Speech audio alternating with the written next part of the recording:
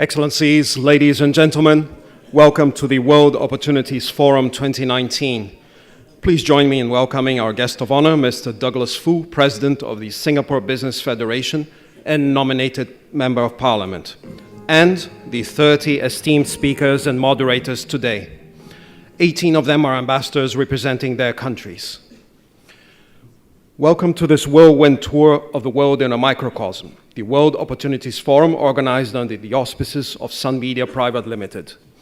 Led by the sharp mind and bubbly wit of Miss Nomita Dar, whom you all know from your numerous intriguing and hilarious encounters with her, Sun Media has come a long way in the 2 decades since its founding in 1999. More than building relationships, Nomita has made friends among ambassadors and stakeholders from the many nations present at this forum and beyond. Sun Media has featured in the pages of its various magazine titles the wide range of business, social, and cultural backgrounds from over 50 countries through their respective embassies and high commissions in Singapore. Nomita Dar and our guest of honor, Mr. Douglas Foo, President of the Singapore Business Federation, shall water the soil so that the promise of a rich harvest comes true for everyone.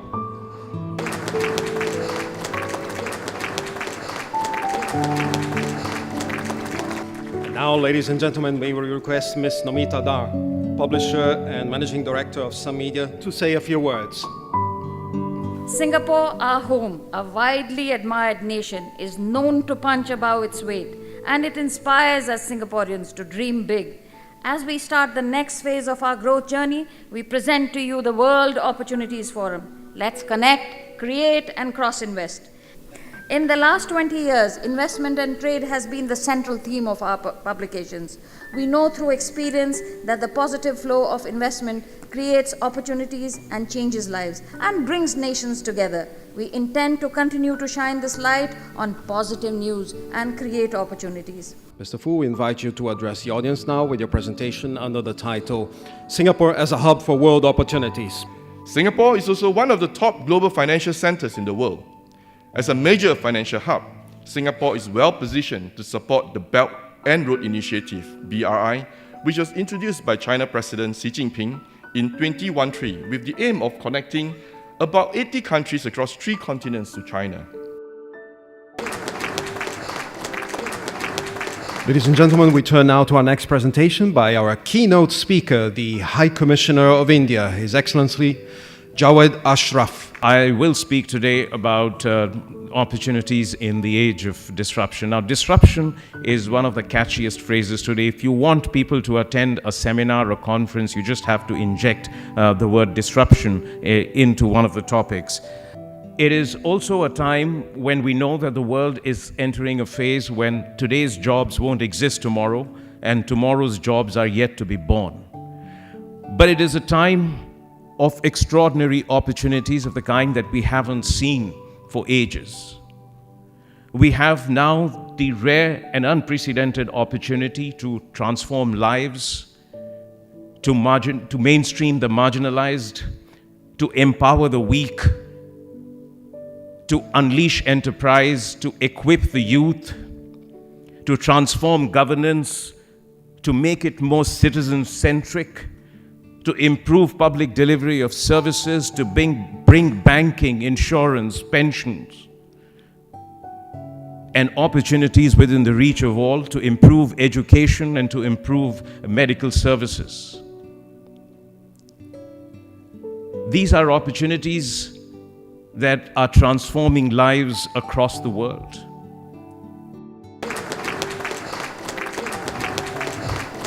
And we are now on to our first joint panel of the day, congregating 3 speakers from ASEAN, respectively from Indonesia, Malaysia, and the Philippines. They will present under the title, Investment Trends in ASEAN. But firstly, let us introduce the chairman acting as moderator, Ambassador Ong Keng Yong. So the important thing that we have done so far is to reduce the tariffs, the import duties, and other kind of perceived obstacles for the movement of goods, exporting microphone IDs or buying and selling of food supply, food products. In today's digital economy, a lot of component parts, a lot of high-tech goods are also produced and imported, exported through the region, outside the region. However, we still cannot claim any big measure of success with regard to how to open up what we call the trade in services sector. So still, we have a lot more to do. One of the significant milestones that we have in Jakarta offer decades of discussion on constructing MRT. Now we have the MRT operational. Although this is only 16 kilometers, but I think the government has already been making an announcement that in the next 10 years, it will be constructed more than 200 kilometers. And the Philippines is highly urbanized in the sense that about 44% of the population is urban. And the Philippine economy has never been an export-oriented economy. So it's always been lagging behind in exports, so we have never been an exporting tiger economy. So our weakness nowadays is now our strength because it's now mostly consumer-driven economy. So consumption accounts for the majority of our GDP. We basically are no longer a low-value investment destination, assembly or labor-intensive operation. Now we are focusing more on quality investments that have basically the following characteristic: high technology, high value added, strong linkages with domestic industries, capital-intensive, R&D and design, high income, skill intensive, and knowledge intensive. These are the various characteristics of the new investment approaches that we want, that we are inviting.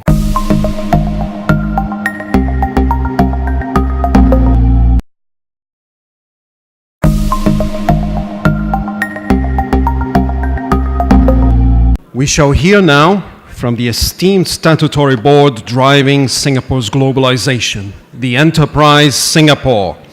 Mr. G. Jayakrishnan, Director of Global Markets at a key agency, will present to us his words on emerging markets. So across the emerging markets, we are signing up avoidance of double taxation agreements, bilateral investment treaties, all with the aim of creating the framework to facilitate the flows of trade and investment both ways. Once these are in place, we're confident that the business community will come along and utilize this.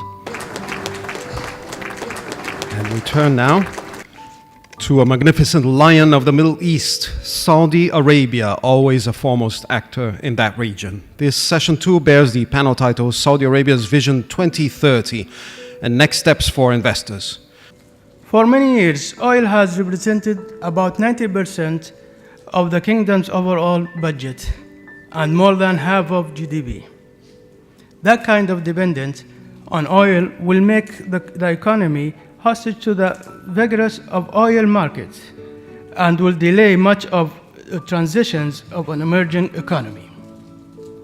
That situation has increased the need for extensive structural reforms to change the economic mobility in public sector and to draw a vision for the future of the country, a vibrant society, a thriving economy, and an ambitious nation.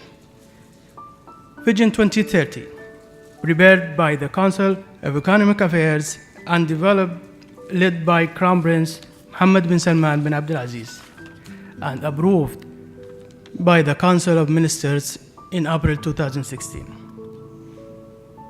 Also, the General Investment Authority that I work in, we created a brand called Invest Saudi to help the investors understand what are the opportunities that created by the vision.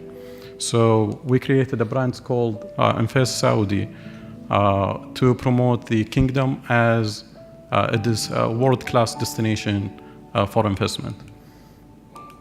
Also, we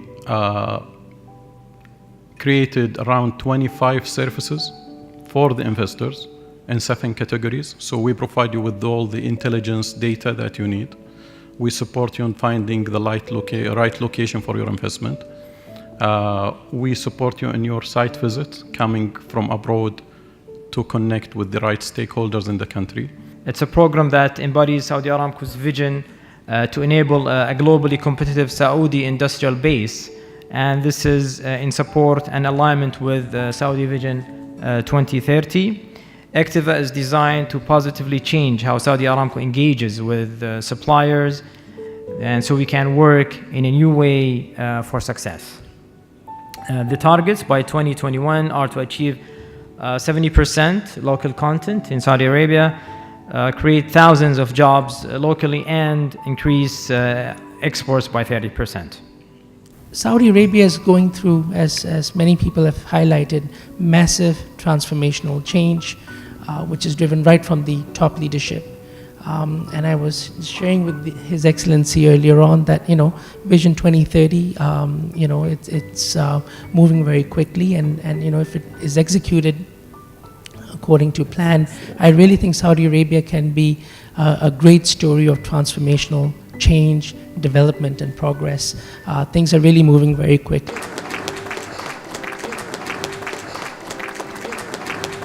Will be now session number 3, which brings together Kazakhstan, Russia, and Uzbekistan. Their panel shall address investments in tourism, technology, and infrastructure. Many of you may not know that one of the great unifying factors among these countries is the great strides they have made in liberalizing their economies. If you look at the World Ease of Business rankings, all 3 countries have made major improvements. The key factor throughout Kazakhstan's economic development has been its ability to attract transformational levels of foreign direct investments, now approaching $300 billion USD. Today, there are 25 special economic zones in Russia with more than 650 residents operating in various fields, including information technologies, pharmacy, automotive industry, and some others. The volume of investment is more than 14 billion US dollars. The new opportunities will bring the conclusion of the Singapore Eurasian Economic Union Free Trade Agreement, which is slated to be signed before the end of this year, tentatively in October. This is the action strategy for 2017-21, set up investment climate and FDI attraction as a key priorities in Uzbekistan. So among those priorities, I can mention about the public institution improvement, supremacy of the rule of law, economic development and liberalization, development of the social sphere, and security, interethnic harmony, and religious tolerance, and constructive foreign policy.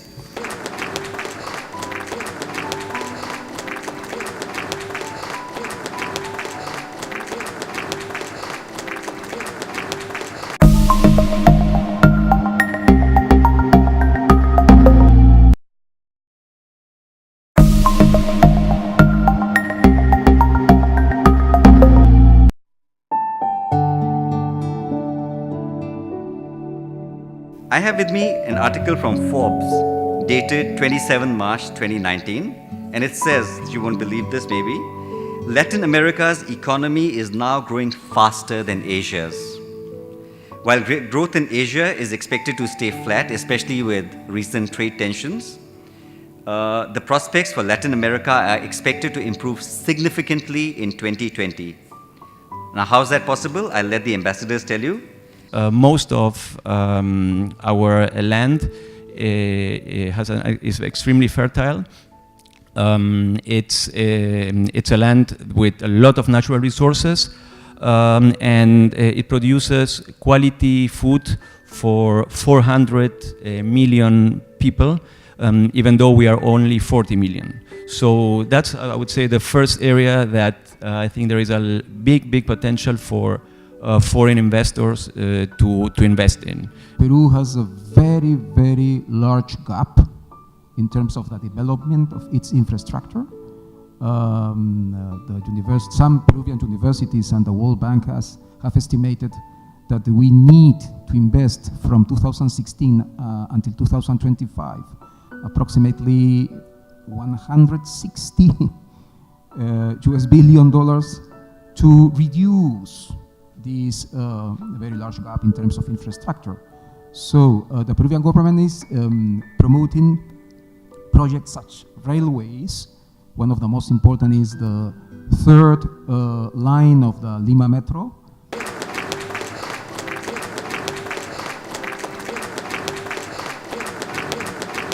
Next in our program, let's examine Africa with a keen eye. We're blessed to have 4 nations represented, spanning a continent bursting with energy.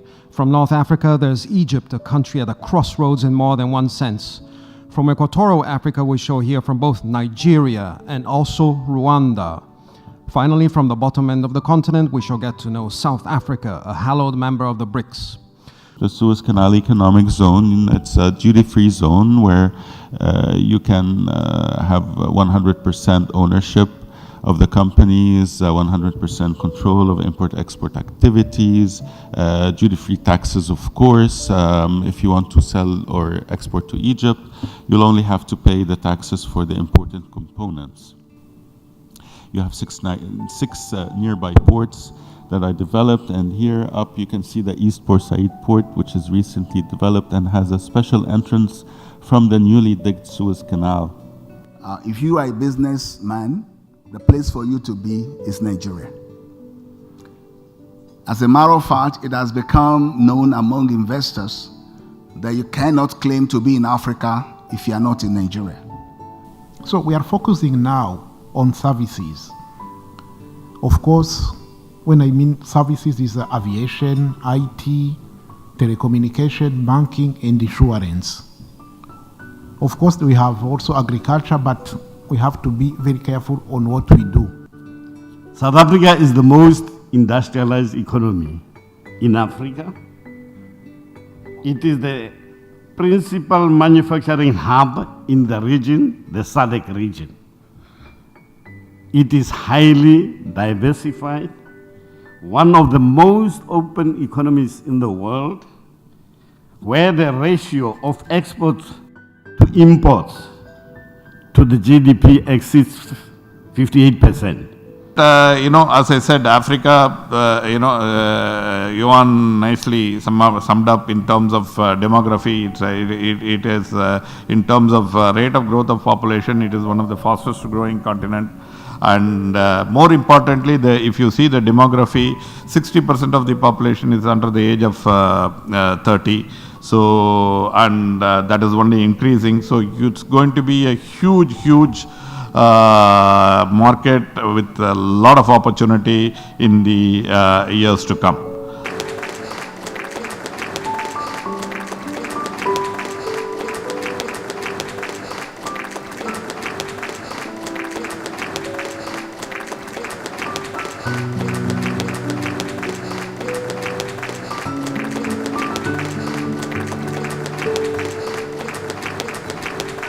Ladies and gentlemen, this European panel is chaired by Mr. Vikram Khanna, Associate Editor of the Straits Times.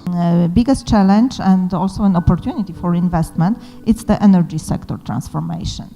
A big country with 36 million people and a large country, it requires a lot of electrical grid.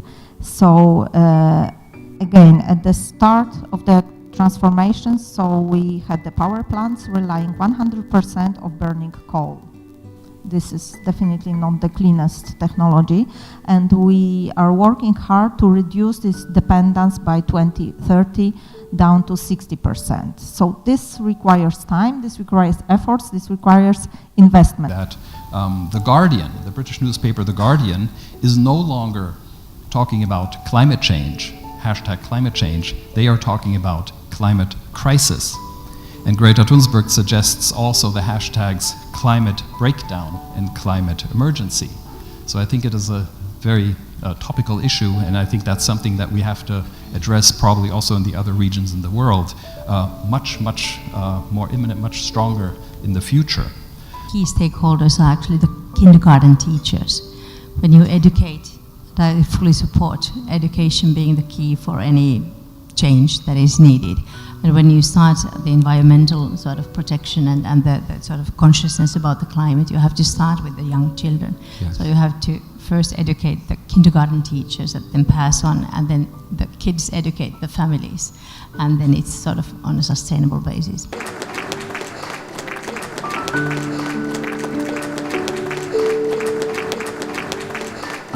Thank you very much for all your time and for wonderful sharing. We are enriched and we know where to invest next, which is the country we want to go in, and how do we save our planet. A lot of work has gone into it.